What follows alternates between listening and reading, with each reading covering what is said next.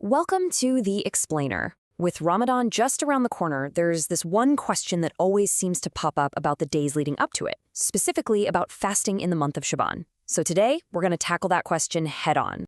All right, let's just dive right in. The big question is this. Is it okay to do voluntary fasts during the second half of Shaban? You know, that month that comes right before Ramadan? It's a discussion that a lot of people run into, so let's get to the bottom of it. To really unpack this, we've got to start where these discussions always start, with a specific saying from the Prophet Muhammad, peace be upon him. This one narration is really the foundation for this entire topic. So here it is. The Hadith basically says, if the middle of Shaban comes, do not fast. At first glance, that seems pretty black and white, right? Super clear instruction.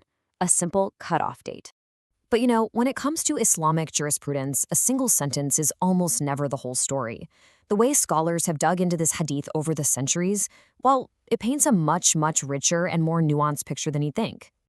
And this is where it gets really interesting. That seemingly straightforward command actually kicked off a serious debate among the scholars. It's a key moment because some of the greatest early minds didn't just accept it at face value. And I mean, we're talking about absolute heavyweights in the field of Islamic law, figures like Imam Ahmad, Yahya ibn Ma'in, and Abdurrahman ibn Mahdi. They all had reservations about this particular narration. They felt like something wasn't quite adding up. So why would scholars of this caliber kind of pump the brakes on this? It wasn't just a random feeling. It was all based on this rigorous method of making sure that all the evidence, all the puzzle pieces from the Prophet, fit together perfectly. What they found was what looked like a direct conflict. The hadith about not fasting after Mid-Sha'ban seemed to clash with another, even more strongly authenticated hadith that also talks about fasting right before Ramadan. And this right here is the heart of the puzzle. On one side, you have don't fast in the second half of Shaban. But on the other, you have a hadith saying don't fast 1 or 2 days right before Ramadan, which kind of implies that fasting 3 or 4 days before, deep into the second half of Shaban, is totally fine. See the apparent contradiction? So it seems like a real dilemma. But this is where the genius of Islamic scholarship just shines. Later scholars didn't just pick one and throw the other out. They found this incredibly elegant way to show that there's actually no contradiction at all. You have these brilliant minds, like the great Ibn Hajar al-Asqalani, who looked at this puzzle and concluded, hey, there's no conflict here. They argued that both things are authentic, and both can be followed. You just have to understand who they're meant for. So how they do it? The key, the big breakthrough, was realizing that these weren't one-size-fits-all rules for everybody.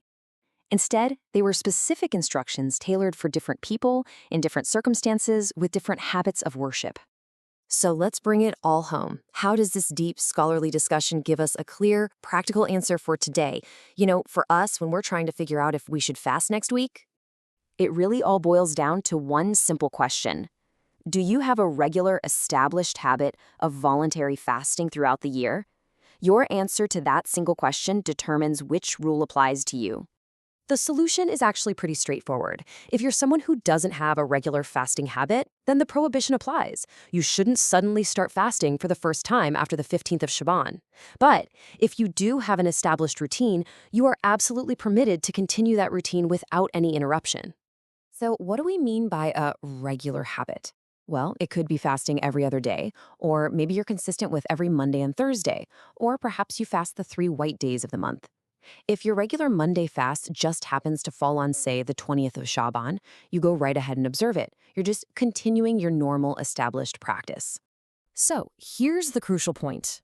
The wisdom behind this prohibition is to prevent people from singling out those few days right before Ramadan to start fasting, maybe as a kind of warm-up, without a real custom. It protects the special status of the Ramadan fast, while at the same time honoring the consistent worship of those who fast regularly all year. And this brings us to a final thought. What starts as a simple question, can I fast, unfolds into this beautiful example of scholarly care and diligence. Instead of seeing a conflict, the scholars found harmony. They revealed a system of guidance that is both incredibly precise and deeply compassionate, able to address different people in their unique spiritual states. It shows a tradition that's not looking for the easy answer, but for the most complete and merciful one.